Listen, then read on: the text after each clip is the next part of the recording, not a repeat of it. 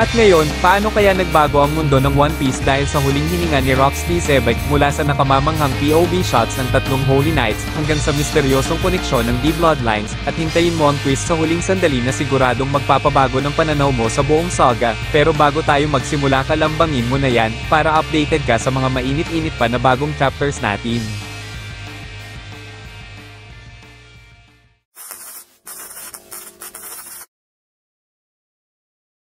At una sa lahat, heto na, sobrang saya ko na binigyan tayo ng chapter na to para tuluyang isara ang God Valley incident. Posibleng tinapos na yun ni Oda sa huling chapter, yung bitin na cliffhanger, pero, nasa final saga na tayo, kaya ngayon, nasaksihan na natin ang kamatayan ni Rox D. Zebek. Makikita natin sina Roger at Garp, bagsak wala ng lakas, kasi tinodo at sinagad nila ang kanilang hockey. Pagkatapos, nagkat tayo sa sandaling nagising si Rox, at dito, binigyan tayo ni Oda ng isang napakagandang perspective shot ng tatlong Holy Knights, si Garland, si Summers, at si Mappy. Nakita natin sila nang nakabaliktad, dahil ganoon sila sa POV ni Rox sa huling hininga niya.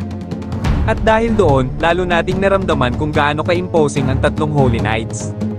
Alam naman natin na hindi sila yung pinakamalalakas kumpara sa tunay na heavy hitters ng mundo, pero dahil si Rox ay bumagsak sa estado ng isang ganap na walang laban, ramdam na ramdam mo yung horror, yung bigat, at yung nakakakilabot na presensya nila. At sa totoo lang, napakaganda ng death scene na to, kadalasan kasi, si Oda gumagawa ng malalaki at pasabog na eksena kapag may namamatay, yung tipong literal na sumasabog. Pero kay Rox, tahimik lang ang pagpanaw, hindi mo inaasahan para sa isang halimaw, at ang pinakamahalaga, ang huling salita niya ay halos kapareho ng kay Ace, pareho silang gustong magpasalamat bago tuluyan. Nagpasalamat si Rox kina Roger at Garp dahil pinigilan nila siya, at gusto rin niyang makatakas ang dalawa mula sa kaguluhang to, hindi lang natin alam kung paano, bigla na lang nag-cut ang eksena at buhat-buhat na sila ni Scopper, Gaban at Rayleigh. Pero teka, nandoon si Garland, so bakit kaya hindi niya pinatay sina Roger at Garp? Pero ang mas nakakabighani para sa akin ay ang samahan ng tatlong D-Bloodlines, Gold, Monkey, at Davy. Umaasa talaga ako na balang araw, makikita natin silang tatlo bilang mga rookie at malalaman natin kung gaano kalalim ang koneksyon nila bilang mga tagapagdala ng D. Kasi malinaw, mas marami silang alam tungkol sa pinagmulan nila kumpara kay Luffy, na literal na walang alam. Ngayon, tungkol naman kay Garland, paano ko ba sasabihin? Real talk, sobrang kupal niya sa chapter na to. Siya ang tumapos kay Rox, at literal na ni last hit si Rox, at heto pa, sinabi pa na siya ang kampiyon ng God Valley, isang malaking kabaliwan. Masakit aminin, pero maganda ang galaw na to ni Oda, kailangan bigyan niya ng big moment si Garland bilang isa sa final antagonist sa ngayon. At oo, mas lalo ko siyang kinamumuhian ngayon, lalo na nang malaman natin siya ang dumating sa huling segundo para agawin ang huling hininga ni Rox. At kung iisipin mo, yan naman talaga ang specialty niya, di ba?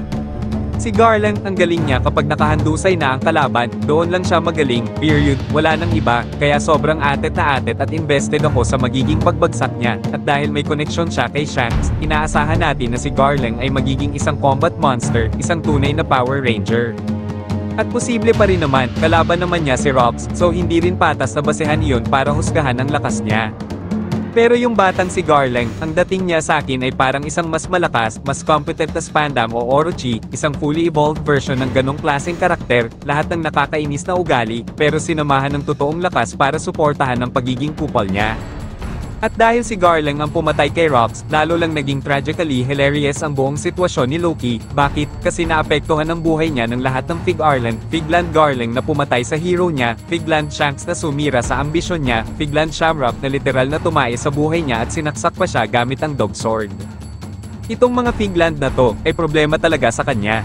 At ang mas malala, magkakamukha silang lahat. Balik tayo kay Rox, naiisip ko, baka pwede pa sanang mabuhay si Rox kung bumalik ang crew niya para sagipin siya, tulad ng ginawa ni na Rayleigh at Scopper, Gaban para kina Roger at Garp. At siguro, isa ito sa mensahe ng chapter, kung gusto mong marating ang tuktok, kung gusto mong tuparin ang will na yan, hindi mo kaya na mag-isa, gaya ng sinabi ni Rox kay Loki sa bandang huli, yung kagustuhan niyang magsanib puwersa sila ni Herald para maging sobrang lakas. At makikita mo rin sa metaphor na yun, kailangan ng Pirate King ang kanyang dalawang pakpak. At dahil dyan kaya ito ni Luffy, at may pag-asa siyang magtagumpay kung saan nabigo ang iba, dahil hindi lang pakpak ang nasa likod niya, kundi ang buong crew niya, na naninindigan para sa kanya. Pero dahil nga doon, mas masakit isipin kung paano bumagsak ang Rocks Pirates, hindi pa rin ako kumbinsido na sina Big Mom, Kaido, at Whitebeard ay hindi napansin na ibang-iba na si Rocks, kitang-kita sa mukha niya, makikita mong nag-transform ang kapitan nila into a demon matapos Madomi reverse ng literal na itim na halimaw, tapos walang ni isa man ang nagsabing, "Uy guys, parang may kakaiba dito ah." Talagang ang gulo-gulo sa lahat ng anggulo, at kung nagtiwala lang sana sina Whitebeard, Big Mom, at Kaido kay Rocks gaya ng tiwalang ibinigay ni na Rayleigh at Gaban kay Roger, ewan ko na lang kung anong klaseng mundo ang meron tayo ngayon. Pero sa totoo lang sa sumunod na eksena, dito natin parang nakikita ang pagkawala ng God Valley.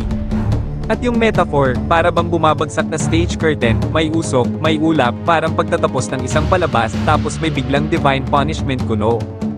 At mukhang hindi ito paggamit ng ancient weapon na Uranus. Hindi rin naman nila magagamit iyon kahit gusto nila dahil wala pa si Vegapunk nun para gumawa ng Mother Flame na pang homebrew.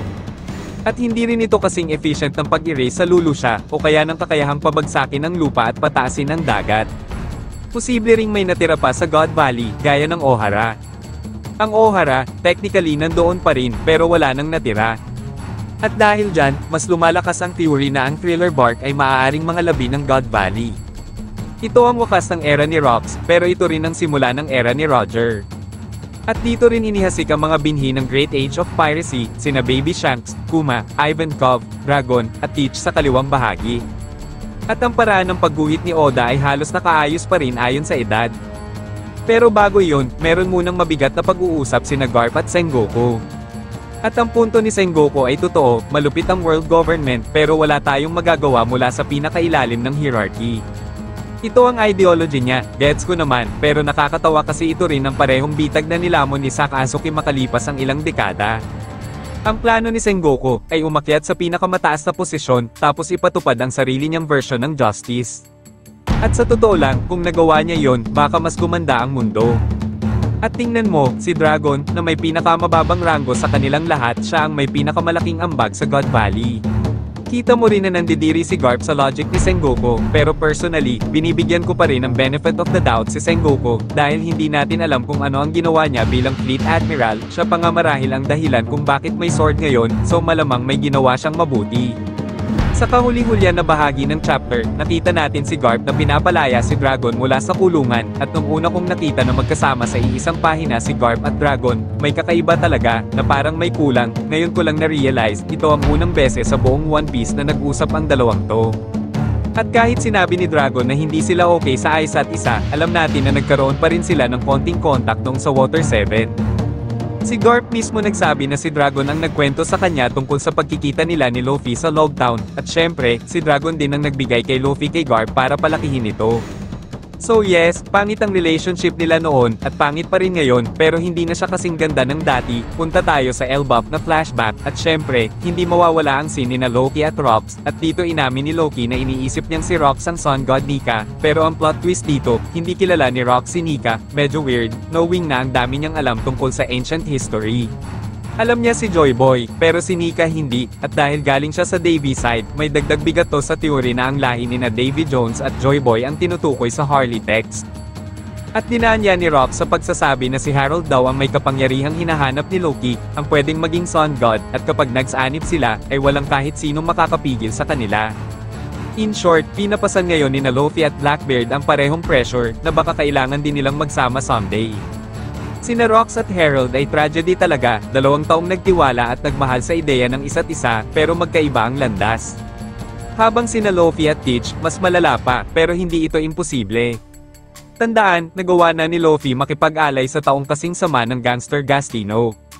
Ngayon, ano sa tingin nyo? I-comment lang sa ibaba at salamat sa panonood.